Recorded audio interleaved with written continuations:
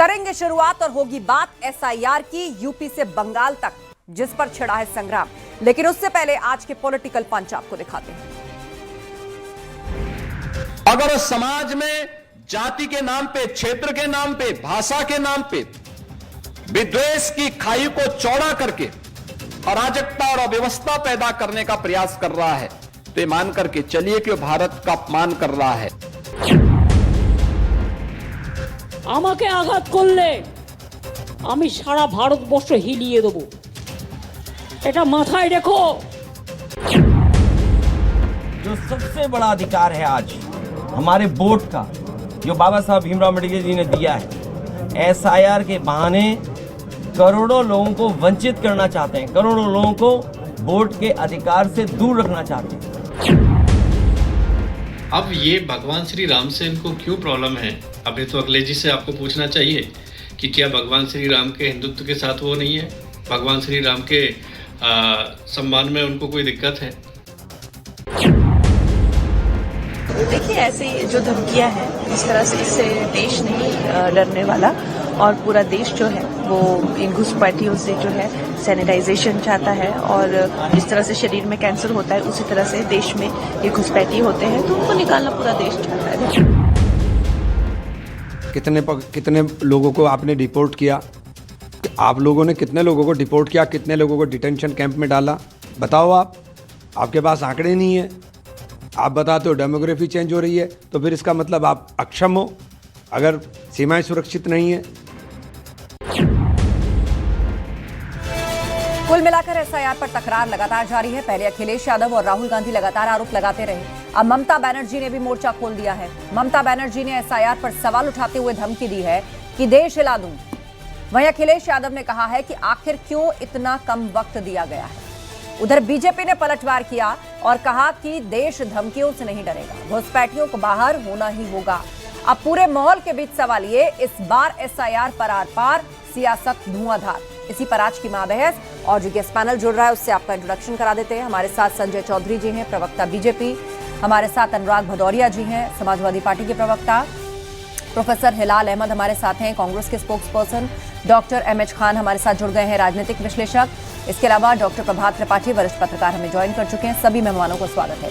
चर्चा की मैं शुरुआत करूं उससे पहले महाबहस के सवाल पर नजर डाल लेते हैं। और सबसे बड़ा सवाल ये, इस बार एसआईआर पर आर पार, सियासत धुआंधार।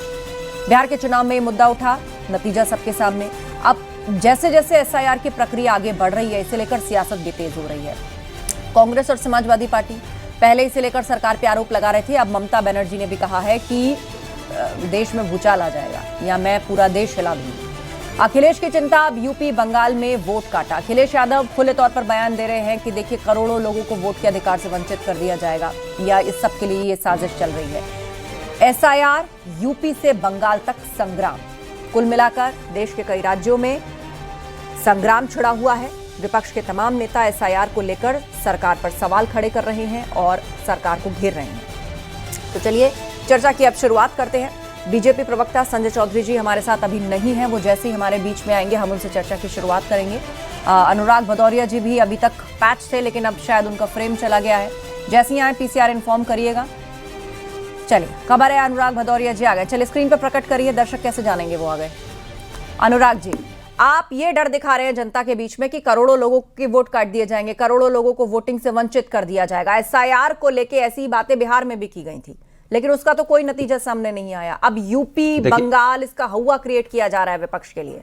तो अगर सिर्फ और सिर्फ राजनीतिक दृष्टि से सवाल पूछ लूं, तो आपको लगता है कि एसआईआर का मुद्दा क्या वाकई विपक्ष के लिए कोई फायदे की बात साबित हो सकता है? देखिए, विपक्ष फायदे की बात नहीं कर रहा है, विपक्ष न्याय की बात कर रहा है, लोकतंत्र में विश्वास की बात कर रहा है, संविधान की बात कर रहा है। फायदा नुकसान तो भारतीय जनता पार्टी देखती है। अब इस देश में जो नागरिक है उसका तो मताधिकार देने का तो उसका मौका मिलना चाहिए। एसआईआर का हम विरोध नहीं कर रहे हैं, एसआईआर की प्रक्रिया पे हम विरोध कर रहे हैं। उसका समय जो दिया गया है, समय लिमिट किया गया। भाई 23 करोड़ लोगों का, 24 करोड़ लोगों का एसआईआर अगर होना है तो आप 2 महीने में कैसे कर सकते हैं या 3 महीने में कैसे कर सकते हैं? आप कम से कम 6 महीने का टाइम दे दीजिए, आपके पास वक्त भी है।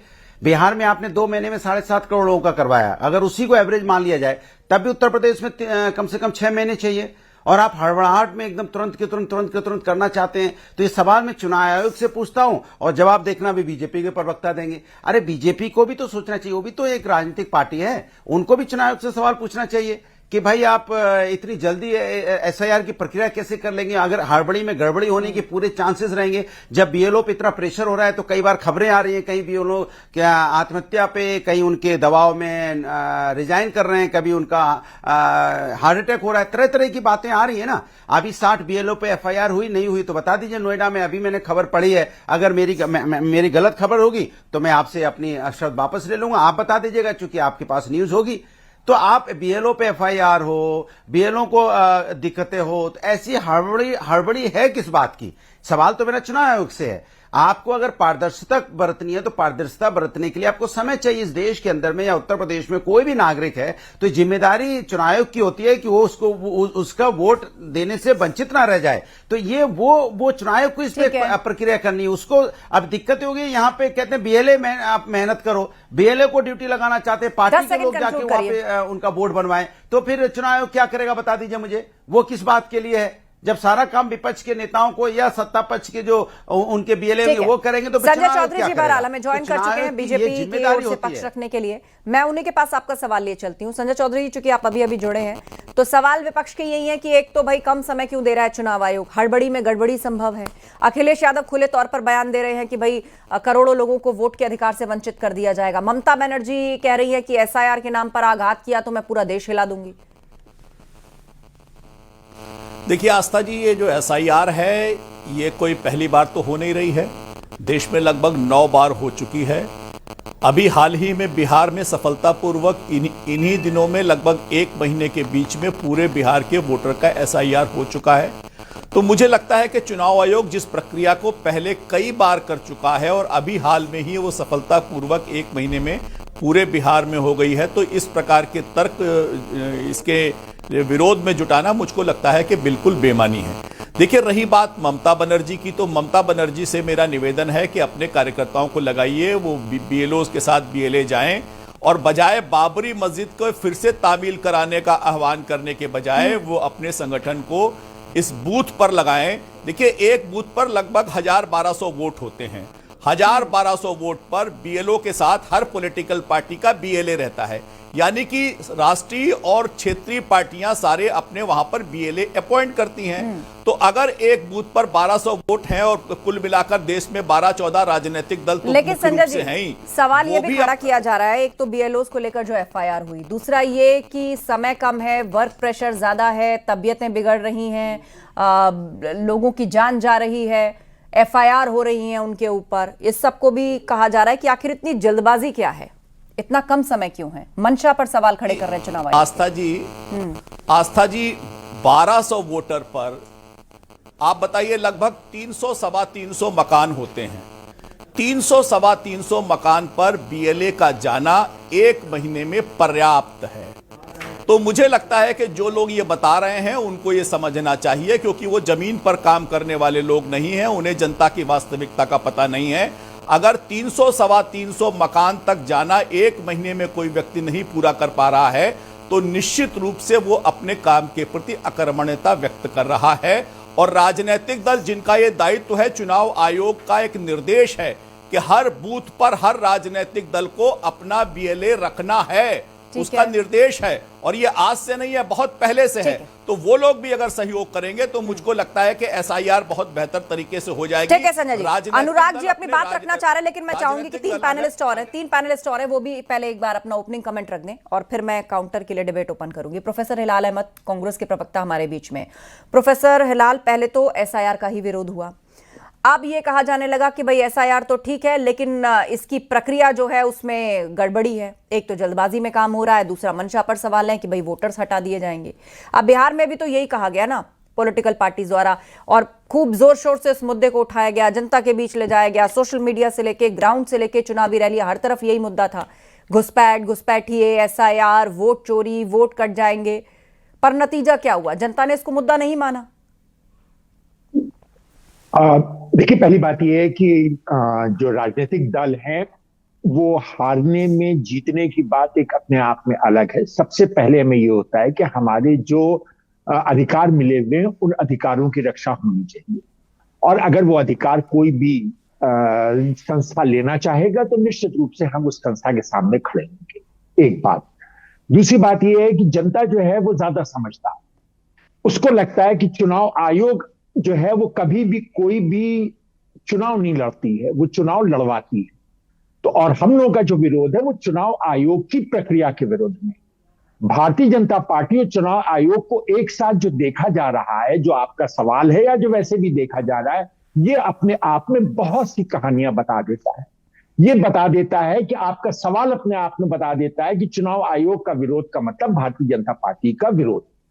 इससे यह भी स्पष्ट होता है कि जो चुनाव आयोग है वो भारत का नहीं है। जो चुनाव आयोग है वो गवर्नमेंट ऑफ इंडिया का है या भारतीय जनता पार्टी का है। इसी वजह से हम जब चुनाव आयोग से सवाल करते हैं तो या तो भारतीय जनता पार्टी उसका जवाब देती है या भारतीय जनता पार्टी की तरफ से उसका जवाब दिया जाता है। भारतीय जनता पार्टी को इससे क्या लेना देना है? आप हमारे साथ मत खड़े होइए। आप जो है वो अगर नहीं चाहते हैं, आपको लगता है चुनाव आयोग सही तरह से काम कर रहा है, तो आप हमारे साथ मत खड़े होइए। लेकिन आप हमारे खिलाफ क्यों खड़े हो? आखिर आपका ऐसा कौन सा इंटरेस्ट जो है चुनाव आयोग पूरा कर रहा है, या आपकी ऐसी कौन सी मंशा चुनाव आयोग पूरा कर रहा है कि आज की तारीख में आप चुनाव आयोग की तरफ से पूरी तरह से बैटिंग कर रहे हैं? मतलब घूम फिर के आपका जो सवाल है या जो आपकी सुई है वो चुनाव आयोग पर रुक जाए। इलेक्शन कमीशन ऑफ इंडिया की जगह वो election commission of Bharatiya Janata party हो गया या election commission of government of India हो गया है। सबसे बड़ा एतराज यही है, और यही अपने आप में पर्याप्त है ये बताने के लिए और दिखाने के लिए कि कहीं तो कुछ गड़बड़ है, कहीं तो कोई साठगांठ है। इसी वजह से एक के चोट लगती है, दर्द दूसरे के होती है।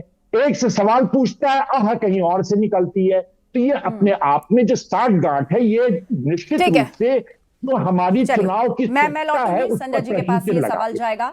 लेकिन अब मैं चर्चा में प्रोफेसर हिलाल अहमद को लेकर आ रही हूँ, डॉक्टर एमएच खान को लेकर आ रही हूँ, राजनीतिक विश्लेषक हमारे बीच में। एमएच खान जी बताइए, अगर सबके पास डॉक्यूमेंट्स पूरे हैं, किसी के पास कोई गड़बड़ी नहीं है, फॉर्जरी नहीं है, मतलब धोखाधड़ी नहीं है, या दो तरफ वोट उसका रजिस्टर है, किस जिले में था, किस जिले में है, ये बहुत सारी उसके अंदर टर्म्स एंड कंडीशंस हैं।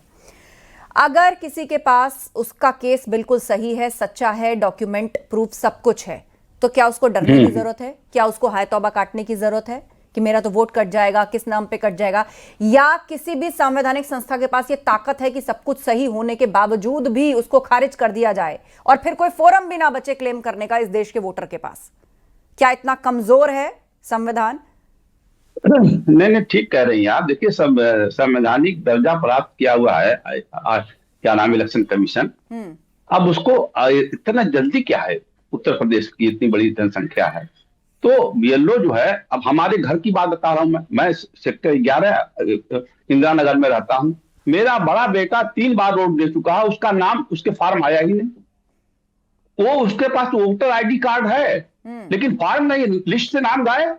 तो अब तो आपको राहत मिली होगी ना? अब तो बीएलओ खुद घर आएंगे, वो इनकार ही नहीं कर पाएंगे, आप कागज दिखाएंगे। देखिए, मैं अपनी बात सिर्फ नहीं कर रहा हूं, मैं फिर वही बात कर रहा हूं। मैं उन्नाव में एक जगह है पूर्वा विधानसभा, जहां से मैं इलेक्शन लड़ा हूं, वहां जिंदनवाड़ी एक कस्बा है जिसमें भाग संख्या 56 है, जिसमें श्रीमती सुषमा शुक्ला जी वो बीएलओ है।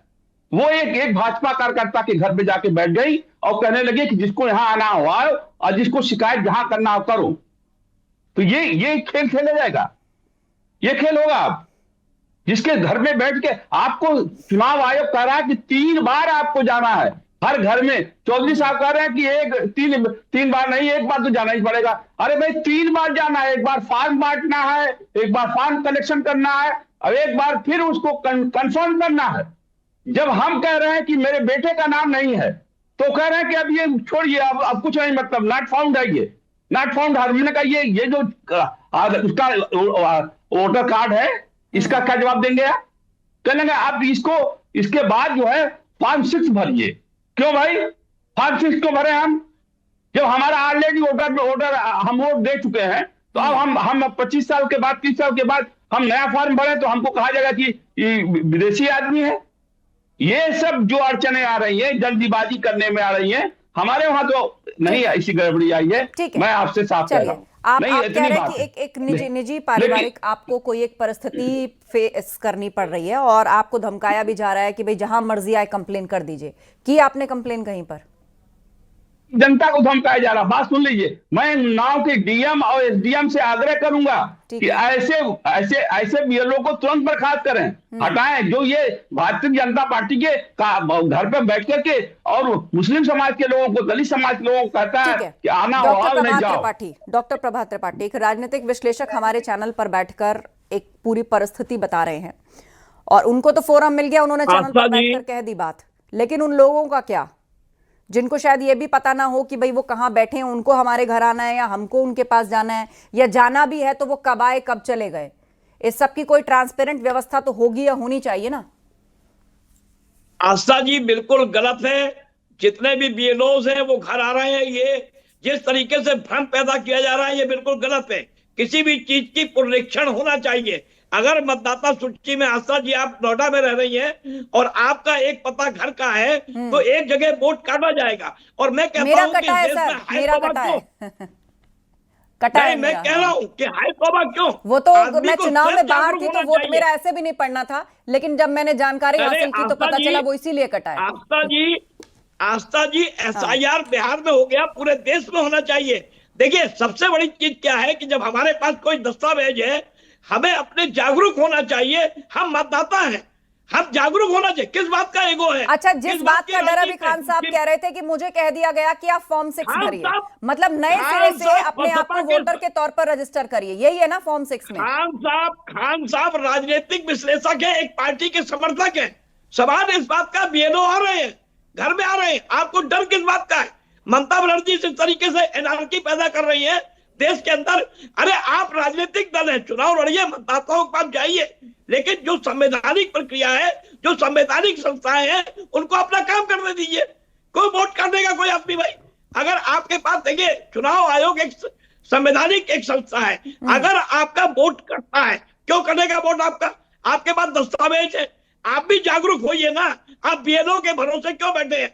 आप भी जागरूक होइए। मैं कहता हूं समाजवादी पार्टी के आईडी कार्ड है और कटा, सब लोग आप यहाँ बैठ के देखिए, अगर कटा खान साहब तो क्या आगे ऐसी कोई व्यवस्था नहीं है कि वो वापस वोटर लिस्ट में आ जाएगा? अभी तो चुनाव में लगभग 1.5 सवा साल का वक्त बाकी है। क्या किसी ने आपको वोटर लिस्ट में ऐड करने से इनकार किया? ये बताइए। अच्छा ठीक है, मैं फॉर्म 6 की भी बात एक बार क्लियर कर देती हूँ। प्रभात जी, फॉर्म 6 क्या है? बहुत सारे दर्शक होंगे ना, आप इलेक्शन कमीशन की वेबसाइट खोलेंगे तो उसमें 6-7 तरीके का आता है ऑप्शन, अलग अलग नंबर के फॉर्म है। अब फॉर्म 6 मुझे लगता है उनके लिए है कि जो पहली बार वोटर के तौर पर रजिस्टर कराते हैं या जिनका पहचान पत्र है पर वो वोट कहां बनेगा, कहां क्रिएट होगा, कहां डाला जाएगा, वोटर के तौर पर रजिस्टर कराते हैं। तो अब इसमें क्या रिस्क है? खान साहब तो कह रहे हैं मैंने पूर्व में वोट डाले हैं, अब क्या मैं नए वोटर के तौर पर रजिस्टर हूं? कल को कोई मुझे घुसपैठिया बता दे तो ये सारा जो है इनका फियर। इलेक्शन कमीशन या डीएम लगातार वो बीएलओ को निर्देश कर रहा है। पूरी निष्पक्ष एक जांच हो रही है, निष्पक्ष कार्रवाई हो रही है। आपको जागरूक होना पड़ेगा खुद अपने आप जाइए। कौन आपका वोट काटेगा भाई? आप इस देश के नागरिक हैं। घुसपैठिए जो आ गए हैं, इलेक्शन कमीशन की वेबसाइट खोलकर आप खुद भी रजिस्टर कर सकते हैं उसको, आप खुद भी रजिस्टर कर सकते हैं। नहीं, मना कर रहा है, खुद कर सकते हैं। हम कह रहे हैं ये एक्सरसाइज होने के बाद फॉर्म 6 भर सकते हैं। अभी आप फॉर्म 6 नहीं भर सकते हैं, फॉर्म 6 भरने की बात हो रही है। अच्छा चलिए ठीक है, मेरे ख्याल से ब्रॉडर विषय पर आते हैं, ब्रॉडर विषय पे आते हैं। और इसके लिए अपने कई पॉइंट्स भी सब लोग रखना चाह रहे हैं। एक सेकंड, प्रभात जी, खान जी, एक सेकंड रुक जाइए आप दोनों। हाँ, अनुराग जी बोलिए, उसके बाद संजय जी से जवाब लेते हैं। मत करिए ना खान साहब, एक सेकंड, आपकी समस्या का समाधान हो जाएगा। एज अ वोटर आप इंडिविजुअली जाकर वेबसाइट से ये सब कुछ कर सकते हैं। बोलिए आस्था जी, देखिए कोई नहीं लड़ेगा। अनुराग जी बोलिए। अरे आपके चैनल पे ही इस बात का पता चल गया कि एक राजनीतिक विश्लेषक खान साहब को बता रहे हैं आप विशेष पार्टी से हैं, तो आप दूसरी पार्टी से हैं। आप बीजेपी को सपोर्ट कर रहे थे, वो विपक्ष को सपोर्ट कर रहे थे, वो अपनी बात कह रहे थे, आप अपनी बात कह रहे थे। तो अनुराग जी इसमें कुछ नहीं कर पाएंगे। अब आपकी पोल खुल गई, अब चुप हो जाइए। अरे आपकी पोल खुल गई, आप ऐसा गुणगान कर रहे थे, ऐसा गुणगान कर रहे थे। मामला नहीं चल रहा है यहाँ, किसी का कोई निजी मामला नहीं चल रहा है। आप राजनीतिक विशेषज्ञ हैं, आप हर पार्टी बार क्यों आप बन यही रहे आरोप हैं? लगाते हैं। आप राजनीतिक विश्लेषक पार्टी मत बनिए ना, आप तो चुप रहिए, बोलने दीजिए। अनुराग जी विषय आपने पर सवाल बोलिए, उठाया तो मैंने विषय पर जवाब बोलिए, दिया। पर्टिकुलर पर्सन पर नहीं। विषय पे बोल रहा है। देखिए, चुनाव आयोग का अभी बीजेपी के प्रवक्ता ने कहा कि चुनाव आयोग ने कहा था कि भाई पार्टी अपने बीएलए भी बनाए। तो क्या चुनाव आयोग ने पार्टियों से पूछा था 2 महीना समय देने के पहले कि पार्टी से पूछ लेते कि आपके बीएलए तैयार रखिएगा कि हम लोग इस डेट को इतने तारीख तक हम यहां पे शुद्धिकरण करेंगे वोट का, लिस्ट का, वोटर लिस्ट का। आपने तो अपोजिशन पार्टी से पूछा नहीं ना, हमने सोचा, हम तो विश्वास के साथ कहते हैं पोजीशन से भी नहीं पूछा होगा। तो सवाल उठता है कि चुनाव आयोग, क्या आम आदमी, हर आदमी इतना सक्षम है? अरे यहां पे देश में सुबह 6 बजे लोग काम पे निकलते हैं, रात को 12 बजे तक लौटते हैं, शायद पता ही नहीं है लोगों को। टीवी डिबेट में बैठ के सदरी कुर्ता पहन के आराम से लाइट जला के डिबेट करना, और आम आदमी जो सुबह 6 बजे निकलता है, रात को 12 बजे आता है, आजकल बराबर की सीट पे कौन बैठा है उससे कोई बात कर ना पाए या कर पाए, लेकिन फोन सबके हाथ में रहता है, इंटरनेट सबके हाथ में रहता है। अरे सुन तो लीजिए, अरे बात सुन लीजिए मेरी बात। जो आदमी सुबह काम पे निकलता है बेचारा, अपने काम में अपनी समस्या में इतना जूझा पड़ा हुआ है, वो इतना 6 फॉर्म 8 फॉर्म भरने की उसके पास समय नहीं है। जिम्मेदारी चुनाव आयोग की होती है कि आपका जो व्यक्ति बिल्कुल ठीक कह रहे हैं, जिम्मेदारी चुनाव आयोग की है, लेकिन बतौर एक नागरिक खुद की भी खुद के प्रति कोई जिम्मेदारी होती है। अगर आपको कोई कंफ्यूजन है, आपको अपने लोकल ऑफिसर पर कोई डाउट है, आप एजुकेटेड है, आप खुद वेबसाइट खोल के उसको क्रॉस चेक कर सकते हैं। सब कुछ इसमें लिखा हुआ है कि किसको कौन सा फॉर्म भरने की जरूरत पड़ती है, किस कंडीशन में कौन सा फॉर्म भरना चाहिए। अगर आप डाउट कर रहे हैं अपने लोकल ऑफिसर पे, तो आपके पास खुद भी ऑप्शन है ना कि आप वेबसाइट खोल के क्रॉस चेक करें। पढ़े लिखे एक व्यक्ति है, रनिंग कमेंट्री क्यों क्या मोबाइल पे वेबसाइट से सारा पोर्टल बना हुआ है पूरा? नहीं कर पाऊंगा मैं सिर्फ आपकी पैदा कर रहे हैं भाई, हर बार जो सबके पास उपलब्ध है। कमाल की बात कर रहे हैं, रनिंग कमेंट्री कर रहे हैं आप। ऐसे डिबेट नहीं होती है, आप तो मछली बाजार बना अरे दिया आपने, रनिंग डिबेट थोड़ी कमेंट्री कर रहे हैं। आप जवाब दीजिए ना सर, आप जवाब दीजिए। ये देखो कोई चिल्ला रहे हैं यार, किसी को लग रहा है कि देखो वोट कट चिल्ला गया है, रहे वो हैं, अपने आप को आपको खुद यही भी नहीं फॉर्म पता भर के इनको बोलना रजिस्टर कर क्या है। सकता है ईसीआई की वेबसाइट पर जाकर। नहीं आज पता लगा आपको रनिंग कमेंट्री क्या होती है। हर व्यक्ति इतना इस देश के अंदर में भी कंप्यूटराइज नहीं चला। अरे आपको पता लगा कि रनिंग कमेंट्री क्या होती है? आप सबके हर पीछे चैनल बोलते पे हैं, रनिंग आज कमेंट्री सबको मौका मिल गया अनुराग जी आपको घेरने का। कुछ काहे चिल्ला रहे हो यार?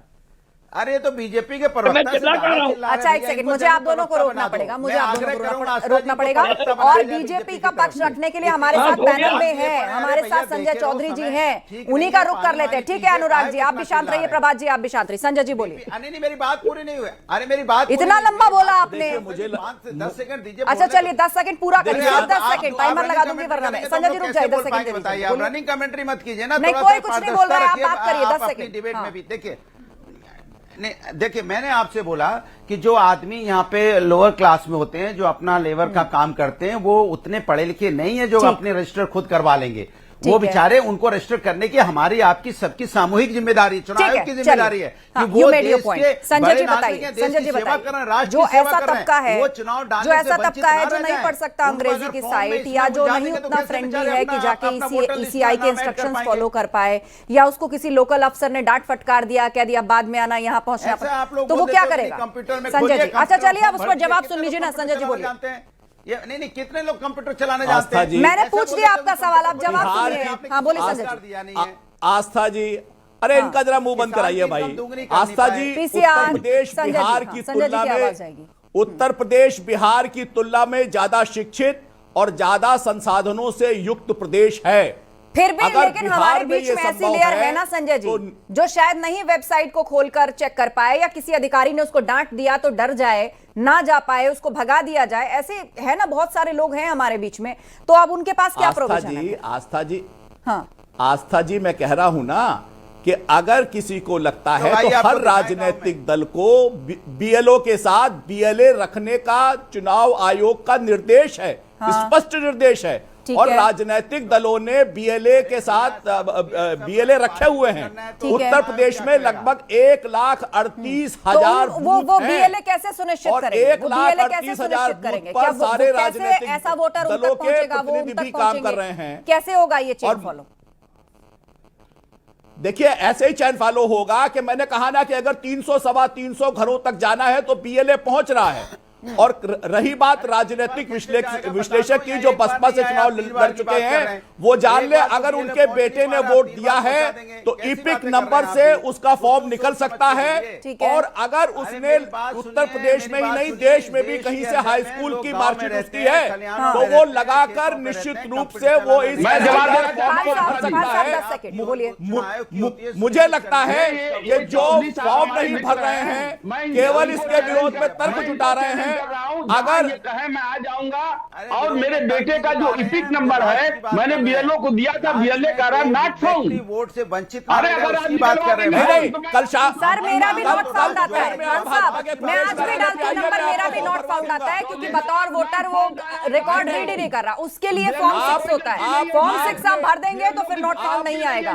फिर आप बतौर वोटर जो भी आपका एड्रेस है वहां पर आप रजिस्टर हो जाएंगे और वही के बूथ पर आपका वोट भी आएगा। मैं कल आपका फॉर्म भरवा दूंगा और अपने बेटे को हाई स्कूल की मार्कशीट के साथ भेजिएगा जिसमें जन्मतिथि अंकित हो। निश्चित रूप से कल मैं आपका फॉर्म भरवा दूंगा। खान साहब आप भाजपा प्रदेश कार्यालय पे आइए, आपका फॉर्म भरेगा। खान साहब का भरवा देंगे, यहाँ तो 24 करोड़ लोग हैं भाई, खान साहब का तो भरवा देंगे। खान साहब एक प्रबुद्ध वर्ग से आते हैं, पढ़े लिखे हैं, वो चाहे तो अपनी मदद खुद कर सकते हैं संजय जी, लेकिन यहाँ पर व्यवस्था उन लोगों के लिए भी बनानी होगी जो शायद प्रक्रिया की जटिलता या फिर लोकल ऑफिसर की तरफ से अगर कुछ डाटा फटकारा या कुछ ऐसा उसको जाता है तो उसके पास प्रोविजन हो, उसका भी वोट बने। इस चीज को सुनिश्चित करना होगा। आप सभी का बहुत धन्यवाद इस चर्चा में शामिल होने के लिए। तो कुल मिलाकर एसआईआर पर तकरार लगातार जारी है। पहले अखिलेश यादव और राहुल गांधी लगातार आरोप लगाते रहे तो अब ममता बनर्जी ने भी मोर्चा खोल दिया और सवाल उठाते हुए धमकी दी कि कोई भी आघात किया अगर बंगाल के अंदर तो देश हिला दूंगी। कुल मिलाकर इस पर राजनीति जबरदस्त तरीके से चल रही है। महाबहस में इतना ही, खबरें जारी हैं, आप बने रहिए हमारे साथ।